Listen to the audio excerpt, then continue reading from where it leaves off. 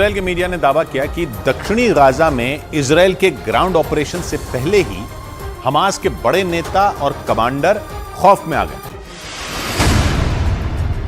और उन्होंने वहां से निकलने की तैयारी भी शुरू कर दी। इजरायल के मीडिया के मुताबिक हमास के कई बड़े नेता और कमांडर सुरंगों के जरिए गाजा से भाग सकते हैं। इजरायल की सेना का दावा है कि उत्तरी गाजा की ही तरह हमास ने दक्षिणी गाजा में भी सैकड़ों किलोमीटर लंबी सुरंगों का जाल बिछा रखा है, जिनमें कई सुरंगें गाजा को मिस्र से जोड़ने वाले रफा बॉर्डर के आसपास खुलती हैं। और आशंका जताई गई कि हमास के कई नेता और कमांडर इन्हीं सुरंगों का इस्तेमाल गाजा छोड़कर मिस्र भागने के लिए कर सकते हैं, क्योंकि उत्तरी गाजा के बाद दक्षिणी गाजा में इजरायल के सैनिकों के घुसने का सीधा मतलब होगा कि वहां भी हमास के पास गिने चुने दिन ही बचे हैं।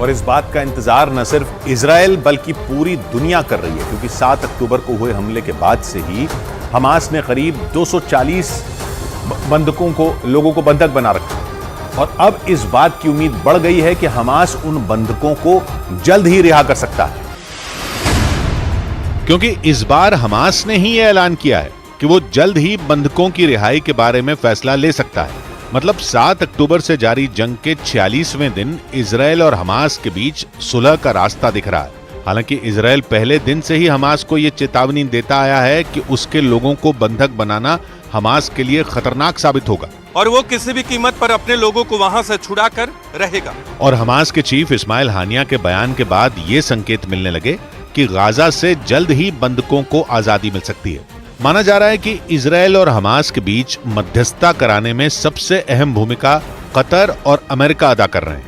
अमेरिका के मुताबिक इजरायल और हमास के बीच अब गिनी चुनी चीजों पर ही सहमति बनना बाकी है, जिसका मतलब यह कि दोनों के बीच बंधकों को लेकर लगभग सारी शर्तें तय हो चुकी हैं। खबर है कि इजरायल को इस मामले में कतर पर अब उतना भरोसा नहीं रहा, क्योंकि इससे पहले रफा बॉर्डर के लिए भी कतर ने ही इजरायल और हमास के बीच बातचीत का रास्ता खोला था। लेकिन इजरायल का आरोप है कि उस बातचीत से भी सिर्फ और सिर्फ हमास का ही फायदा हुआ। और माना जा रहा है कि इस बार भी इजरायल को यही आशंका सता रही है कि कतर हमास के फायदे के लिए उसकी पैरवी कर रहा है। खबर है कि इसी वजह से इजरायल ने ICRC यानी international committee of the red cross से इस मामले में दखल देने की अपील की। बताया गया कि इजरायल की मांग के बाद रेड क्रॉस चीफ ने कतर में मौजूद हमास के टॉप कमांडर इस्माइल हानिया के साथ एक बैठक भी की, क्योंकि नेतन्याहू का आरोप है कि हमास के मददगार देश कई अंतर्राष्ट्रीय संगठनों के जरिए इजरायल पर दबाव बनाने का काम कर रहे हैं। और इसके पीछे वो ये दलील दे रहे हैं कि इजरायल के हमले की वजह से गाजा के लोगों का जीना मुश्किल हो गया है। जबकि दूसरी तरफ हमास ने इजरायल के 240 लोगों को पिछले 1.5 महीने से कैद कर रखा है। माना जा रहा है कि इसी बात का हवाला देते हुए नेतन्याहू ने इस मामले में रेड क्रॉस चीफ से दखल देने की अपील की, ताकि हमास की सुरंगों में फंसे इजरायल के लोगों को छुड़ाया जा सके। लेकिन नेतन्याहू की इस डील पर उनके अपने ही एक मंत्री ने उन्हें निशाने पर ले लिया। वहां के गृह मंत्री ने नेतन्याहू के इस फैसले को उनकी सबसे बड़ी भूल बताया और ये चेतावनी दी कि अगर उन्होंने हमास से किसी भी तरह का कोई समझौता किया तो ये दुनिया के सामने इजरायल की कमजोरी दिखाने वाला होगा और ऐसा संदेश देगा कि इजरायल ने आतंकियों के सामने घुटने टेक दिए। इजरायल के गृह मंत्री इतमार बेन-ग्विर ने सीधे सीधे शब्दों में हमास से समझौते करने के नेतन्याहू के फैसले को बेवकूफी बता दिया। इतमार बेन-ग्विर नेतन्याहू की बनाई वॉर कैबिनेट का हिस्सा हैं। यही वजह रही कि उन्होंने नेतन्याहू से ये अपील की कि वो हमास के आतंकियों के साथ किसी भी तरह का कोई समझौता न करें, क्योंकि उनका मानना है कि ऐसा करने से पूरी दुनिया के सामने इजरायल का मजाक बन जाएगा और इजरायल की इज्जत पर धब्बा लग जाएगा। उन्होंने आशंका जताई कि हमास अगर बंधकों को छोड़ने को राजी हो भी गया तो वो इसके बदले में इजरायल में कैद अपने आतंकियों और फिलिस्तीनियों की रिहाई की मांग करेगा। मतलब उनके मुताबिक नेतन्याहू जिस समझौते को अपनी जीत मान रहे हैं वो असल में उनकी सबसे बड़ी हार साबित होगी, क्योंकि ऐसा करके वो हमास की शर्तों को मान लेंगे और इजरायल का रुतबा मिट्टी में मिल जाएगा। लेकिन आशंका जताई गई कि नेतन्याहू अपने मंत्री की सलाह को ज्यादा तवज्जो नहीं दे रहे, क्योंकि बंधकों की रिहाई को लेकर उन पर दबाव लगातार बढ़ता ही जा रहा है। इस मामले में उन्हें दूसरे देशों को भी जवाब देने पड़ रहे हैं, क्योंकि हमास ने जब 7 अक्टूबर को करीब 240 से ज्यादा लोगों को बंधक बनाया तो उनमें सिर्फ इजरायल के लोग नहीं थे, बल्कि कई और देशों के नागरिक भी थे। जानकारी के मुताबिक गाजा में करीब 138 विदेशी नागरिक भी हमास के कब्जे में, जिनमें थाईलैंड के 54 नागरिक शामिल हैं। इसके अलावा अर्जेंटीना के 15 लोग, तो वहीं जर्मनी के भी 12 नागरिक हैं। इसके साथ ही हमास ने अमेरिका के भी 12 लोगों को कैद कर रखा है। और ये सभी देश अपने नागरिकों की रिहाई के लिए नेतन्याहू से जवाब मांग रहे हैं। लेकिन नेतन्याहू की दिक्कत सिर्फ यही नहीं है, बल्कि उनके अपने देश में भी विरोध की आग सुलग रही है। तेल अवीव समेत कई शहरों में तो लोगों ने नेतन्याहू के खिलाफ जबरदस्त मोर्चा खोल रखा है, क्योंकि इजरायल के लोगों की अपील है कि चाहे जैसे भी मुमकिन हो, लेकिन उनके परिवार वालों को हमास की कैद से छुड़ा लिया जाए। और इसी वजह से नेतन्याहू पर बंधकों की रिहाई के लिए सख्त फैसला लेने का दबाव लगातार बढ़ता जा रहा है। हालांकि नेतन्याहू ने इस समस्या से निपटारे के लिए अपनी सेना को गाजा के चप्पे चप्पे पर तैनात कर दिया। गाजा में इजरायल की सेना का जमीनी ऑपरेशन पूरी ताकत से जारी है। नेतन्याहू का दावा है कि उनकी सेना ने हमास के कई ठिकानों तक पहुंचकर वहां जोरदार स्ट्राइक किए। लेकिन इसके बावजूद इजरायल की सेना हमास की कैद से बंधकों को छुड़ा पाने में अब तक कामयाब नहीं हो पाई है, जिसके पीछे की सबसे बड़ी वजह हमास के सुरंगों वाले मायाजाल को माना जा रहा है। आशंका है कि हमास ने 7 अक्टूबर को बंधक बनाए लोगों को अपनी इन्हीं सुरंगों में छिपा कर रखा है। और इजरायल की सेना हमास को उस पाताल लोक में घुसने का रास्ता ही नहीं ढूंढ पा रही, जिसकी वजह से बंधकों की रिहाई और मुश्किल होती जा रही है। यहाँ तक कि इजरायल की सेना को ये तक नहीं मालूम कि हमास ने उन बंधकों को कहाँ छिपाया हुआ है। हालांकि वो लगातार ये दावा जरूर कर रही है कि वो एक के बाद एक हमास के कई कमांड सेंटरों को तबाह करती जा रही है, जिसके बाद नेतन्याहू को ये उम्मीद है कि उनकी सेना जल्द ही गाजा में बिछाए हमास के सुरंगों के माया जाल की काट खोज लेगी और वहां फंसे बंधकों को सही सलामत निकाल कर ले आएगी। हूथी लड़ाकों ने लाल सागर में जहाज को हाईजैक करने का वीडियो तक जारी कर दिया और डंके की चोट पर ऐलान कर दिया कि वो लाल सागर में इजरायल के लिए बड़ी मुसीबत खड़ी करने की तैयारी में है, जिसकी उन्होंने शुरुआत कर दी। और लाल सागर में जहाज हाईजैक का ऐसा वीडियो जारी किया जिसे देखकर लगा कि कोई फिल्म चल रही है, जिसमें समंदर के बीचों बीच जा रहे एक जहाज का एक हेलीकॉप्टर पीछा करता नजर आया और धीरे धीरे वो जहाज के नजदीक पहुंचा और फिर जहाज पर उतरता दिखा। वीडियो में दिखा कि हेलीकॉप्टर से कुछ नकाबपोश लोग बंदूकों के साथ नीचे उतरे और जहाज पर चारों तरफ फैल गए, जिसके बाद वो सीधा जहाज के कंट्रोल रूम में पहुंच गए और जहाज के कप्तान और बाकी क्रू मेंबर को धमकाते दिखाई दिए। ये वीडियो हूथी विद्रोहियों ने जारी किया और दावा किया कि ये लाल सागर में जहाज के अपहरण का वीडियो है। हूथी लड़ाकों ने वीडियो जारी करते हुए दावा किया कि ये जहाज इजराइल का है और उनके कब्जे में है। हूथी लड़ाकों ने दावा किया कि इजराइल का जहाज यमन के बंदरगाह पर खड़ा है और जहाज पर काम करने वाले 25 कर्मचारी उनके कब्जे में हैं, जिन्हें जहाज सहित अगवा करने का वीडियो हूथी लड़ाकों ने खुद दुनिया को दिखाया और फिल्मी स्टाइल में बने इस वीडियो को इस बात का सबूत बताया कि इजराइल का जहाज उनके कब्जे में है। हूथी लड़ाकों ने जहाज हाईजैक का जो वीडियो जारी किया, उसमें हूथी लड़ाके जहाज के अंदर बेधड़क होकर बंदूकें लहराते और अल्लाहू अकबर के नारे लगाते भी दिखाई दिए। वीडियो में दिखा कि हूथी लड़ाकों के इशारे पर जहाज की दिशा बदली गई, जिसके बाद वो जहाज एक नाव के पीछे चल पड़ा और हूथी लड़ाकों ने दावा किया कि हाईजैक किया गया जहाज यमन के बंदरगाह पर खड़ा है। यही नहीं, हूथी लड़ाकों ने यह भी दावा किया कि उन्होंने जहाज के अपहरण के दौरान न किसी कर्मचारी को नुकसान पहुंचाया और न ही कोई गोली चलाई। और जो वीडियो जारी किया गया उसमें यह नजर भी आया, क्योंकि हूथी लड़ाके बंदूकों को लहराते और चालक दल के सदस्यों को उनसे डराते तो दिखे, लेकिन पूरे वीडियो में वो कहीं भी फायरिंग करते नजर नहीं आए। उन्होंने दावा भी किया कि जहाज हाईजैक के दौरान एक भी गोली नहीं चलाई गई और उन्होंने केवल जहाज को अगवा किया और उसे लाकर यमन के बंदरगाह पर खड़ा कर दिया। हूथी लड़ाकों ने लाल सागर में जो जहाज हाईजैक किया उसमें 25 कर्मचारी थे। ये सभी लोग यूक्रेन, बल्गेरिया, मेक्सिको और फिलीपींस के बताए जा रहे हैं। हूथी लड़ाकों ने सभी लोगों के सुरक्षित होने का भरोसा दिया। यही नहीं, खबर आई कि जापान ने इस बारे में हूथी लड़ाकों से बात भी की है, क्योंकि भले ही इस बात पर सस्पेंस है कि जहाज का असली मालिक कौन है, लेकिन यह तो पक्का है कि उस जहाज को जापान चला रहा था। और इसीलिए जापान ने हूथी लड़ाकों से जहाज और उसमें काम करने वाले कर्मचारियों को छोड़ने के बारे में बात की, क्योंकि तुर्की से भारत आ रहे जिस जहाज को हूथी लड़ाकों ने अगवा किया उसे जापान ही चला रहा था। और जैसे ही जापान को पता चला कि हूथी लड़ाकों ने जहाज को अगवा कर लिया है, वो सक्रिय हो गया। उसने हूथी लड़ाकों से इस बारे में बात की और उनसे जहाज और जहाज में काम करने वाले 25 कर्मचारियों को छोड़ने को कहा। यही नहीं, जापान ने इस मामले में इजराइल से भी दखल देने की मांग की।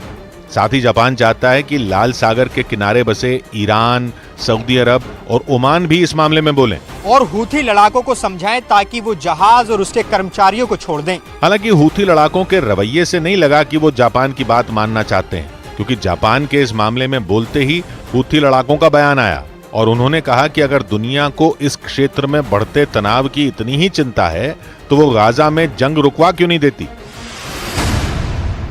जिसका मतलब यह हुआ कि हूथी लड़ाके इतनी आसानी से जापान की बात मानते नजर नहीं आए, क्योंकि उन्होंने लाल सागर में जहाज हाईजैक इजराइल को बैकफुट पर धकेलने के लिए किया और इस चक्कर में जापान पिस गया, क्योंकि इजराइल ये मानने के लिए ही तैयार नहीं है कि लाल सागर से अगवा किया गया जहाज उसका था। इजराइल ने दावा किया कि हूथी लड़ाके जिस जहाज को अपने साथ ले गए वो ब्रिटेन की कंपनी का था, जिसे जापान इस्तेमाल कर रहा था, और जहाज पर एक भी क्रू मेंबर इजराइल का नहीं है। लेकिन हूथी लड़ाकों ने दावा किया कि जहाज इजराइल का था और जहाज के मालिक इजराइल के सबसे अमीर कारोबारियों में एक इब्राहिम रामी उंगर है, क्योंकि अगवा किया गया जहाज रे कार कैरियर्स कंपनी का है, जो इब्राहिम रामी उंगर की कंपनी का ही एक हिस्सा है। यानी लाल सागर से जिस जहाज का अपहरण हुआ उसका कनेक्शन इजराइल के बड़े कारोबारी की कंपनी से। लेकिन इजराइल ये मानने को तैयार ही नहीं है कि हूथी लड़ाकों के कब्जे में यमन के बंदरगाह पर खड़ा जहाज उसका है। लेकिन हूथी लड़ाके इस बात पर अड़े हुए हैं कि उन्होंने इजराइल के जहाज को ही अगवा किया। लाल सागर से जिस जहाज को हूथी लड़ाकों ने हाईजैक किया उसका नाम गैलेक्सी लीडर है, जिसे आखिरी बार 3 दिन पहले देखा गया था और तब से उस जहाज को ढूंढा जा रहा है। 189 मीटर लंबे गैलेक्सी लीडर नाम के जिस जहाज को हूथी लड़ाकों ने अगवा किया उस पर कैरिबियाई देश बहामास का झंडा लगा हुआ था और वो एक मालवाहक जहाज था जिसे जापान की एक कंपनी चला रही थी। तुर्की से भारत आ रहे इस जहाज से कारों का ट्रांसपोर्ट होता है और जैसे ही ये जहाज लाल सागर में यमन के नजदीक पहुंचा, हूथी लड़ाकों का हेलीकॉप्टर उसके ऊपर मंडराने लगा, जिसके बाद हूथी लड़ाकों ने लाल सागर में इजराइल और अमेरिका को चुनौती देते हुए जहाज का अपहरण कर लिया। इसके बाद हूथी लड़ाकों ने इजराइल और अमेरिका को ललकारा। हूथी विद्रोहियों ने जिस दिन जहाज के हाईजैक का दावा किया था उसी दिन उन्होंने कह दिया था कि वो इजराइल के दूसरे जहाजों को भी निशाना बनाएंगे। इसका मतलब यह हुआ कि इजराइल के जहाजों का लाल सागर से आना जाना मुश्किल हो सकता है, क्योंकि हूथी लड़ाकों ने इजराइल को सीधा ललकारा और बयान दिया कि ये तो बस शुरुआत है, क्योंकि लाल सागर में इजराइल की मुश्किलें बढ़ने वाली हैं। हूथी विद्रोहियों का ये बयान लाल सागर में खतरे की घंटी बजा रहा है, क्योंकि लाल सागर की सीमा यमन, मिस्र, सूडान, सऊदी अरब और इजराइल जैसे देशों से लगती है और ये दुनिया के सबसे अहम शिपिंग रूट में एक है। लाल सागर का ज्यादातर हिस्सा करीब 200 किलोमीटर चौड़ा है, लेकिन अपने दक्षिणी हिस्से यानी बाब अल मंदेब स्ट्रेट के पास ये बहुत संकरा हो जाता है और इसकी चौड़ाई करीब 20 किलोमीटर ही रह जाती है। बाब अल मंदेब स्ट्रेट यमन और अफ्रीकी देश जिबूती के बीच है और यमन में सक्रिय हूथी लड़ाके इसी का फायदा उठाने के चक्कर में। कि लाल सागर का जो हिस्सा यमन के नजदीक है वो बहुत संकरा है, जिसकी वजह से इसे चोक पॉइंट भी कहते हैं और इस रास्ते से हर साल हजारों जहाज गुजरते हैं, जिनमें इजराइल और अमेरिका के जहाज भी शामिल हैं,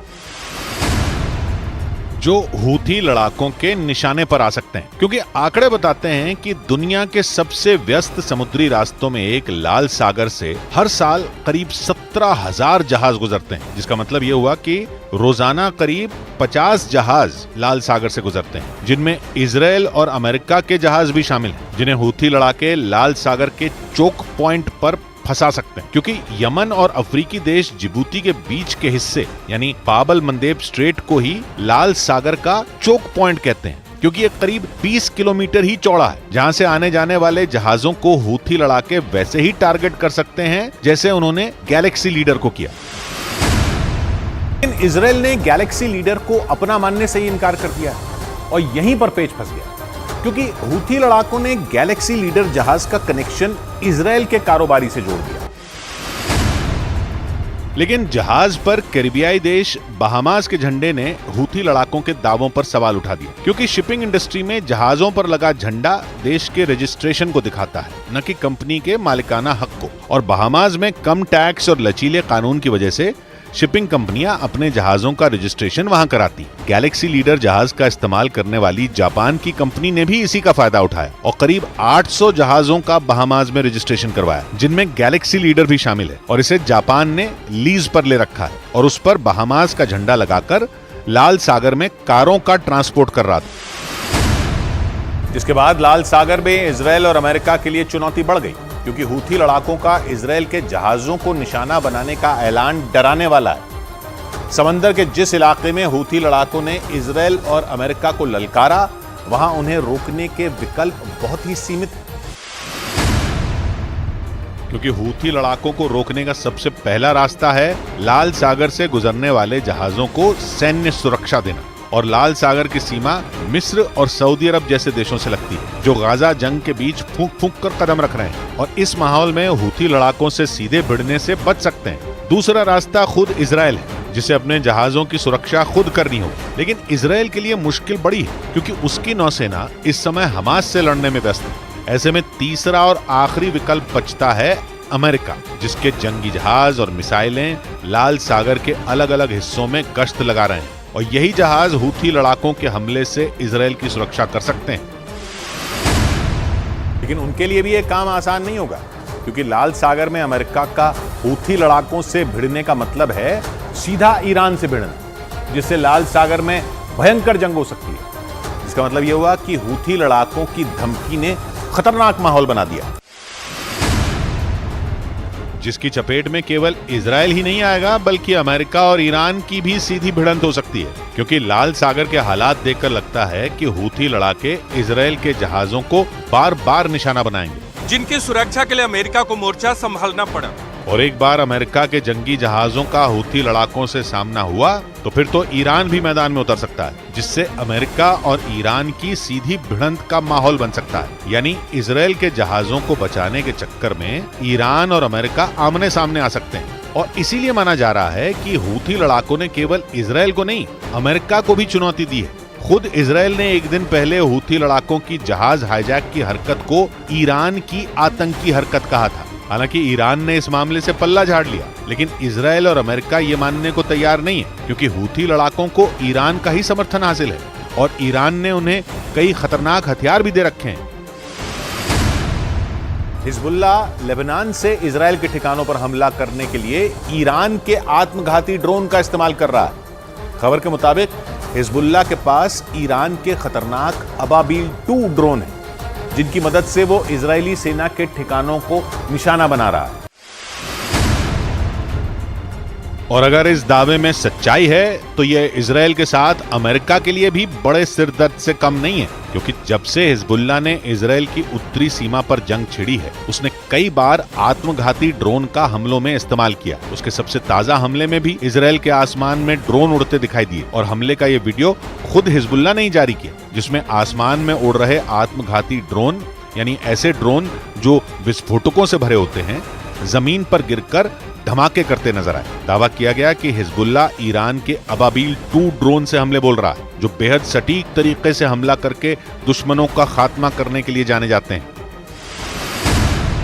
बड़ी बात यह कि लेबनान की सीमा पर इजराइल के लिए मुसीबत बना हिजबुल्ला खुलकर ईरान के ड्रोन से हमलों के वीडियो भी जारी कर रहा है। यानी वो ये छिपाने की कोई कोशिश नहीं कर रहा कि ईरान सीधे तौर पर न सही, लेकिन जंग में शामिल तो है ही।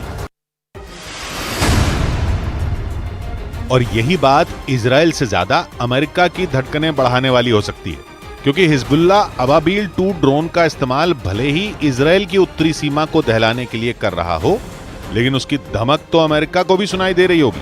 इसके पीछे की वजह ईरान है। वही ईरान जो यूक्रेन की जंग में भी अमेरिका के लिए बुरा सपना साबित हो रहा है। उसके ड्रोन पिछले करीब 1.5 साल से यूक्रेन, उसके मददगार अमेरिका और यूरोप के देशों को बुरी तरह छका रहे हैं। दावा है कि ईरान अपने दोस्त रूस को 100-200 नहीं बल्कि हजारों शाहिद 136 ड्रोन दे चुका है। ईरान का शाहिद 136 ड्रोन भी अबाबील 2 की तरह ही एक आत्मघाती ड्रोन है। यह ऐसा खतरनाक हथियार है जो मिसाइल दागने के साथ साथ खुद भी दुश्मन पर बम बनकर फट जाता है। यूक्रेन की जंग में ईरान का शाहिद 136 अमेरिका के लिए परेशानी बना, तो इजराइल और हमास की जंग में उसका अबाबील 2 ड्रोन इजराइल से दुश्मनी निभाने के काम आ रहा है। और इजराइल के मीडिया का दावा है कि ईरान के इसी ड्रोन का इस्तेमाल हिजबुल्ला खुलकर इजराइल के खिलाफ कर रहा है। हालांकि ईरान ने न तो कभी यूक्रेन जंग में अपने ड्रोन के इस्तेमाल की बात मानी और न ही कभी हिजबुल्ला के पास ईरानी ड्रोन होने के दावों को माना। यानी उसने हर बार इस बात से इनकार किया कि वो किसी भी तरह दोनों लड़ाइयों में शामिल है, क्योंकि अमेरिका, यूरोप के देशों और इजराइल का हमेशा से यही मानना है कि ईरान की शह पर ही उनके दुश्मन हमेशा जंग छेड़ने के लिए तैयार रहते हैं। ईरान के पास सिर्फ घातक ड्रोन ही नहीं बल्कि फतह जैसी हाइपरसोनिक मिसाइल भी है। इतना ही नहीं, एक रोज पहले तो ईरान ने फतह 2 हाइपरसोनिक मिसाइल का परीक्षण करने का भी दावा किया। यानी उसके पास अब पहले से भी ज्यादा खतरनाक मिसाइल आ गई। लेकिन इजराइल और अमेरिका को परेशान करने वाली एक और बड़ी खबर भी ईरान के हथियारों से जुड़ी हुई ही आई। ईरान ने अपने शाहिद 136 ड्रोन के एडवांस्ड वर्जन यानी उससे भी ज्यादा घातक और आधुनिक ड्रोन शाहिद 238 की एक झलक दुनिया को दिखा दी। ईरान ने दावा किया कि उसके शाहिद 238 ड्रोन में जेट इंजन लगा हुआ है जो उसकी उड़ने की ताकत शाहिद 136 से कई गुना बढ़ा देगा। हालांकि ईरान ने अपने इस नए ड्रोन के बारे में ज्यादा जानकारी साझा नहीं की, लेकिन जिस तरह से इजराइल और अमेरिका के साथ उसका तनाव बढ़ रहा है, माना जा रहा है कि उसका यह हथियार भी दोनों देशों के लिए किसी बड़ी मुसीबत से कम नहीं होगा। अमेरिका के भीतर भी ईरान से निपटने के तरीकों पर सवाल उठने लगे। ईरान की मीडिया में छपी एक रिपोर्ट के मुताबिक अमेरिकी रक्षा मंत्रालय पेंटागन के कई अधिकारियों ने इस बात पर नाराजगी जताई कि बाइडेन सरकार ईरान समर्थित चरमपंथी गुटों के खिलाफ सख्त कदम नहीं उठा रही है। जबकि ईरान के समर्थन वाले चरमपंथी गुट लगातार अमेरिकी ठिकानों को निशाना बना रहे हैं। इजराइल और हमास की जंग शुरू होने के बाद तो सीरिया और इराक में अमेरिकी ठिकानों पर हमलों की जैसे बाढ़ आ गई। इराक में अमेरिकी फौज आतंकी संगठन ISIS का खात्मा करने के नाम पर बैठी है, तो सीरिया में अमेरिका बशर अल असद की सरकार के खिलाफ चल रहे विद्रोह के साथ खड़ा है।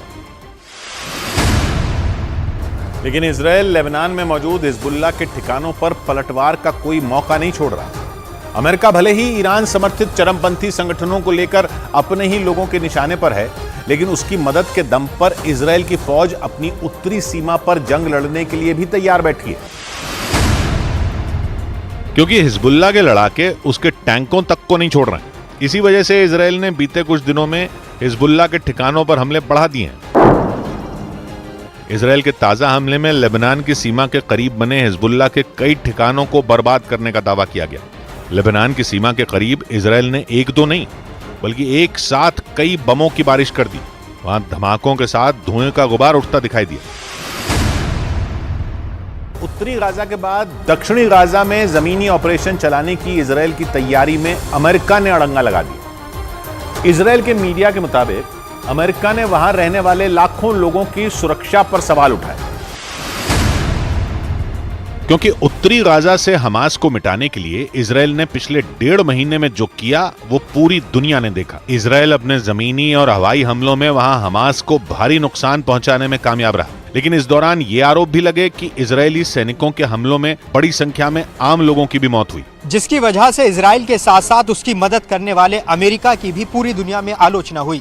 लेकिन इसके बाद भी इजराइल ने ऐलान कर दिया कि उसने उत्तरी गाजा के बाद दक्षिणी गाजा में भी जमीनी हमले की तैयारी कर ली है, जिसका मतलब ये कि इजराइल के सैनिक दक्षिणी गाजा में घुसकर उसका वही हश्र करेंगे जो उन्होंने उत्तरी गाजा का किया। अमेरिका ने साफ कह दिया कि दक्षिणी गाजा में बड़े पैमाने पर सैनिक भेजने से पहले इजराइल को वहां रहने वाले लोगों की सुरक्षा का भरोसा देना होगा। यानी जंग की शुरुआत से ही इजराइल का खुलकर समर्थन करने वाला अमेरिका इस मामले में सीधे सीधे उसके साथ खड़ा नहीं हो रहा है। इजराइल के मीडिया के मुताबिक अमेरिकी सरकार के प्रवक्ता मैथ्यू मिलर ने दो टूक कह दिया कि दक्षिणी गाजा में जमीनी हमले शुरू करना बेहद खतरनाक हो सकता है। उन्होंने वहां मौजूद लाखों लोगों की सुरक्षा को लेकर चिंता जताई। और मैथ्यू मिलर ने इजराइल से साफ कह दिया कि दक्षिणी गाजा में सैन्य ऑपरेशन चलाने से पहले उसे ये बताना होगा कि वो वहां मौजूद आम लोगों की सुरक्षा कैसे करेगा।